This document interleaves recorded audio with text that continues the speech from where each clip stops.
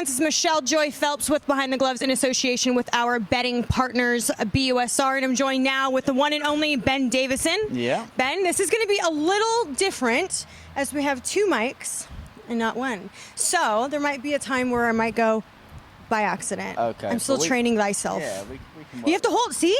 Sorry, we can work with that. Sorry.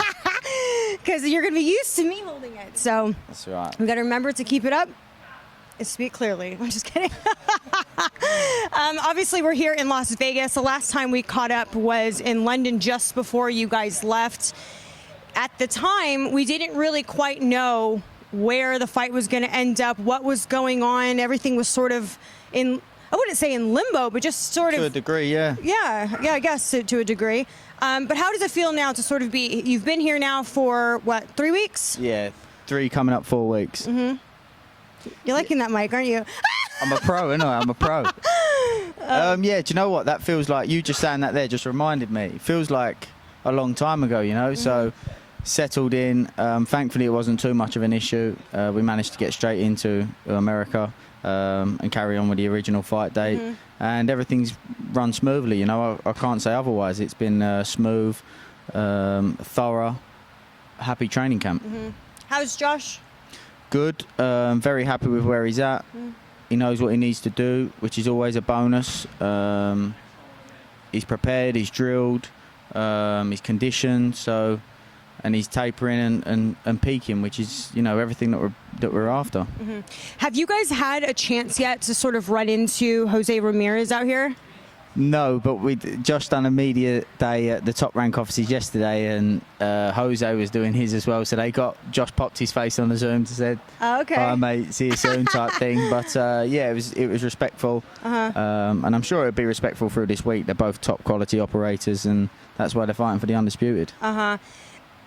Obviously, we can't have the UK fight fans out here. The travel restrictions still haven't permitted people to come out this way. Do you feel that that's going to affect Josh's performance in any capacity? Because I know it's a smaller crowd, but it's definitely going to be heavy Jose Ramirez crowd. Yeah, it will be. But, you know, the Mexicans are real fight fans, you know, proper fight fans. And I think that watching Josh's performance, I think they'll become Josh Taylor fans as well. So, you know, like I said, Josh knows what he needs to do. And when they get in the ring, it's only them two climbing through those ropes. Yes, different atmosphere for Josh, I suppose. But he's been over here and boxed early in his career, not having brought many fans over. He boxed last time out behind closed doors, so it's not a complete brand new thing to him. But do you feel like it's less pressure or more pressure not having anyone here? Because sometimes some people prefer to have, you know, the support, to hear the support from their fans. Others are completely unfazed. I don't really know. I suppose that's probably a question for Josh, but I just think, like you say, there's pressure going into the fight no matter what because of what's at stake, and that itself will keep him sharp for the fight. Jose has gone into this as respectful as Josh has really gone into this. Do you feel that sometimes you need that grit, that something to sort of, I don't know, bring out the fierceness in a fighter, if they had some sort of, I don't know, go at one another? I totally know what you're saying. I just think in this case, both guys bring it every time, no matter what. Like, we know that Jose Ramirez is going to bring it. He brings it every time. But he's a respectful guy. Talking bad about him, it's not really going to make a difference. He brings it either way. And it's the same for Josh. You know, if Jose was to talk rubbish about Josh is going to bring it either way. So, yeah, I don't think in this fight and how both, you know, Jose Ramirez goes about the fight the same way pretty much most of the time. Obviously, small adjustments will be made to his game plan depending on who the opponent is. But fundamentally, like I say, he brings it each and every time. And as for Josh, I just think the way he's going to go about the fight, it doesn't make a difference, bad talk or not. Ben, are you surprised that there isn't a UK network picking up this fight? Because I was really shocked by that when I found out, you know, it is going to be shown on Fight TV. People can buy and download either the app or do the pay-per-view that way. But I was surprised. I am shocked, but I don't know the details, if I'm honest. I know that BT was certainly interested in picking up the fight. I'd actually spoke to him, and I know they had Josh on as a pundit with the intentions of picking up this fight. So I don't know if it was a case of Fight TV just outbid them and paid more money, or BT changed their minds. I'm not entirely sure. But yeah, I'm surprised. I'm surprised. Maybe Sky was involved as well. Maybe Fight TV just outbid all of them. I don't know. Obviously, an essential part of camp is nutrition and making sure that your guys stay on course, not fall off course. Sort of, how have you guys, or what have you guys done in particular to sort of, I don't know, benefit this training? So Josh has brought in a full-time nutritionist that's been with him the whole time, which obviously does his food, but on top of that he has his supplements. Well Hydrate, who's works with Josh, they're important because hydration's a massive important part of performance, and especially when you're over here in the heat in Las Vegas. You just said before the camera come on, it's hot in here. Yeah. When you're training, you need to replace those fluids, and small percentage get the electrolytes in. Exactly. Small drops in hydration can really impact performance. So, like you say, he has to replace those electrolytes, and especially again with the weight making strategy, it's important to refuel and replace those things that you lose when you're doing a weight cut and making weight. So, Well Hydrate has been a big benefit, and obviously, being an ambassador for Well Hydrate, it's not just about being the ambassador, but also you enjoy using it. I enjoy using it. I drink Well Hydrate. I mean, we're drinking them now, but sort of how that's actually my favorite as well. It is? Oh, the summer fruits? Yeah. Me too. I have so many boxes at my house full of the summer fruits. Sort of how do you incorporate that into your own like diet and training? Yeah, sometimes like... By the way, you look like you've lost weight. I have, but sometimes I'm working so much throughout the day I don't actually get a chance to have something to eat until night, that's when I'll pig out. But through the day, like I say, I'm training, I'm sweating, I'm working. So I'm always picking at a Well Hydrate to keep me going throughout the day, and it's hugely beneficial for me. And they've been top quality professionals as well, because like I say, it was last minute that we was heading over to Las Vegas, but either way, just in case, they managed to send everything over that we required for Josh's training and his weight cut, and they got everything over. So they made sure that we wasn't going to go without anything. So big thanks to Well Hydrate for that as well. I love when they do that. They'll message me like, "Hey, do you need any? We can send them where you're at." And I'm like, that would be great. No, they are very professional. So. What sort of differences have you seen in Josh's training methods, or just in general, since using Well Hydrate?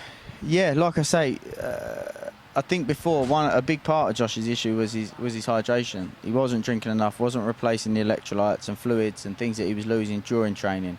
That was one of the first things that we spotted, to be honest with you. So it makes a massive difference. That with tapering his training. So the fact that during training he's getting what he needs, pre-training, post-training, he's getting everything that he needs, supplements, the Well Hydrates, everything that he needs to make sure that he'll recover, maximise the next session and maximise the next day, and also maximise his recovery in between those sessions. So resting is obviously so important. So like, what is a schedule like for Josh? So in the morning he'll have his strength and conditioning, in the evening he'll do his boxing, depending on where we're at in camp. Towards the end of camp we swapped it so that his boxing was in the evening. At the early part of camp we get the boxing work done first, to make sure he's fresh for his boxing work, as that's the main priority.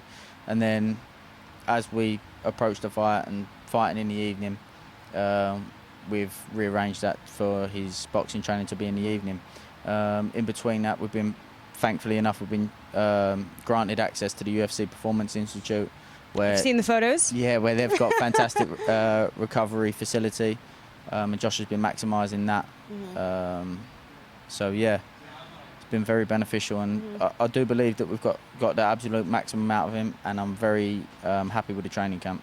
Josh has mentioned several times Manny Pacquiao, Terrence Crawford. Now I know we're not jumping ahead, but I know that that's sort of like, I guess, dream scenarios that he would like to take eventually at some point. Is the idea, like, win or loss, to move up in weight?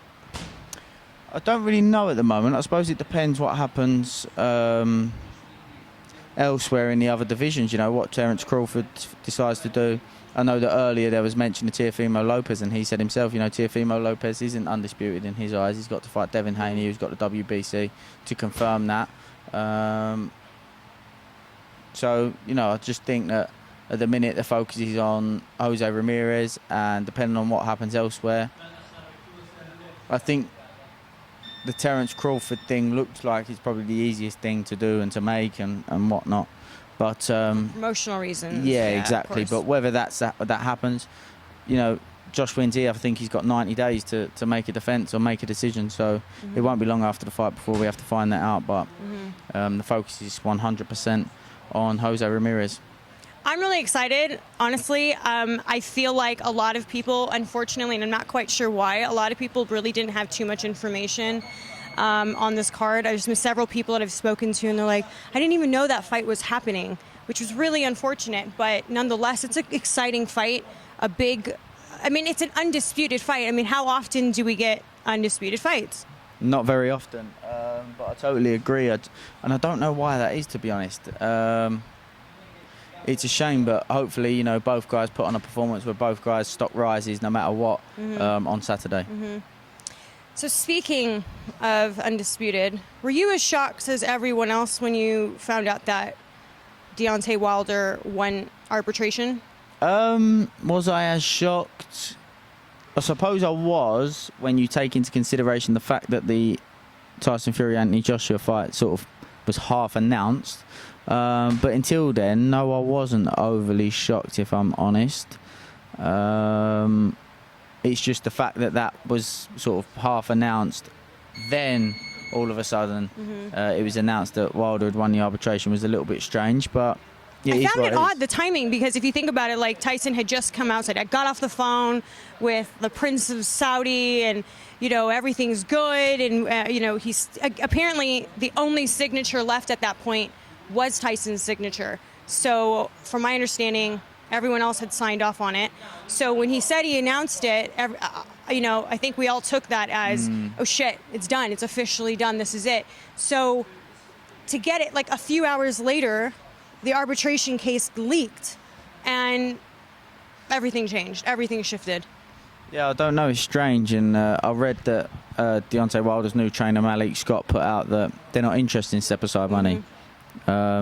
So that's an interesting point as well, because obviously there may have been the opportunity to pay Wilder some step aside, but it sounds like he's not interested in it, and he wants his opportunity. It's weird because Tyson posted on his Instagram page stories that they wanted $20 million, and then Malik put out something saying we were never willing to step aside. So I don't quite understand who really said what or what's going on. Yeah, but you don't really know. Sometimes people say things just in the heat of the moment. Maybe, I'm not saying this is the case because words get taken out of context, as we know, but maybe it's the case that Deontay said 20 million step aside, as in never going to happen. Maybe they offered it. Maybe he turned it down because he weren't interested.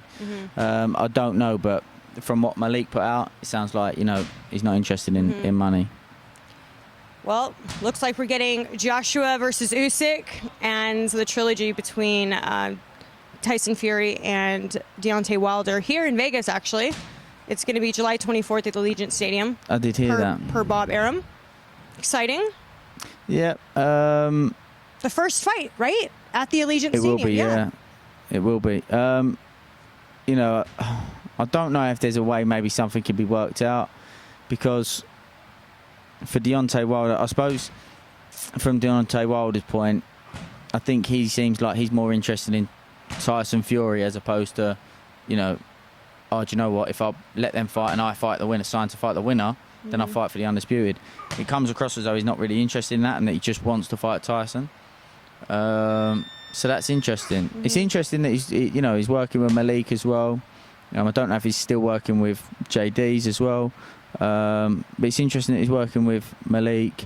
He looks like, he's focused on his boxing. His mind seems committed. So Malik said he wants blood.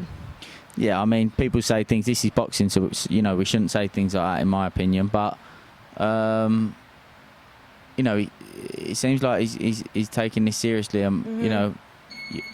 Although he's been inactive for a while and took a harsh defeat last time out, it's looking like someone who will need to be taken seriously.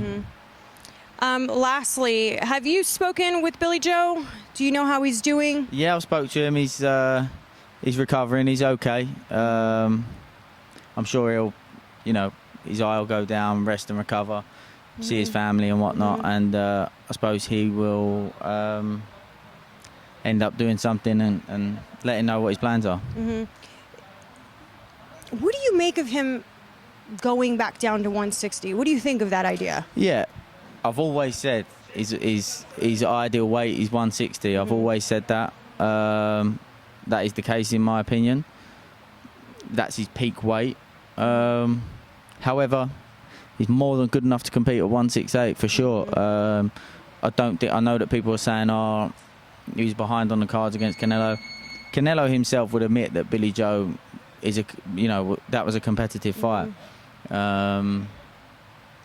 Billy Joe was having his moments, but also a key factor in that, in my opinion, was Billy Joe hadn't boxed at that level consistently for a long time, in my opinion. And I think that will take away the injury. I think it showed in the fight, if I'm honest, that a few rounds in there he started to almost sharpen himself up and get up to pace. And I think that maybe a little bit more consistency, a little bit more activity, that he'll be back there. And I've got to be honest, I would like to see that fight again. But where is he mentally at the moment? Like, I know he just got out of surgery. Obviously, this is going to take time. But is his mentality of, I want to get back in, I want to... Yeah, I can't put words in his mouth again, because that's what happens. But, he seems in a good place. He feels like he was well in the fight. He doesn't feel like he was out of place.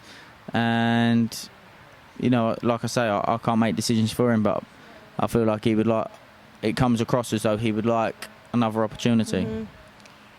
Unfortunately, because of stuff that he said in the past regarding Daniel Dubois, it seems like after the fact, rather than people sort of understanding that this is what happens, I mean, it's the fight game, you get injured.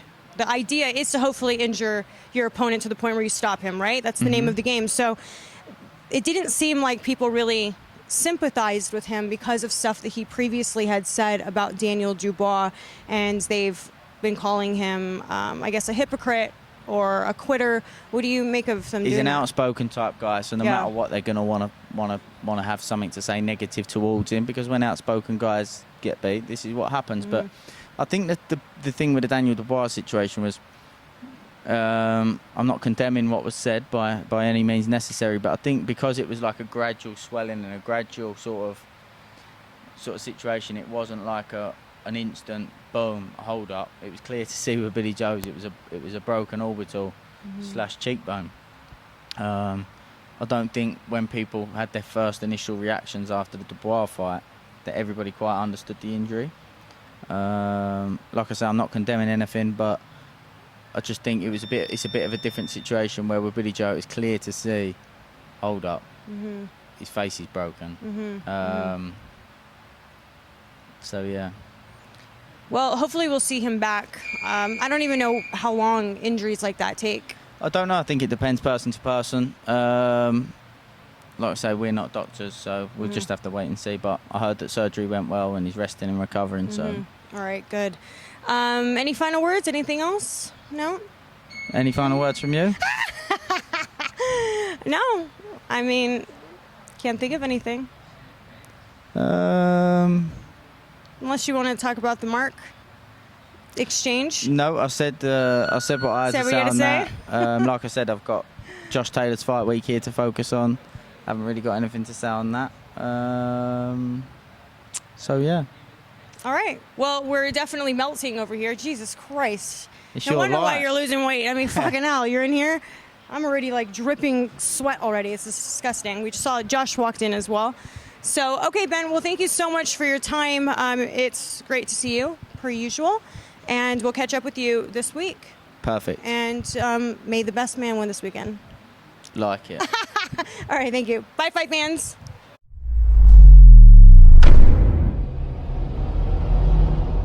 Hey Fight fans, it's Michelle Joy Phelps. If you haven't already subscribed to our YouTube channel, make sure you do so by clicking this icon right here, or else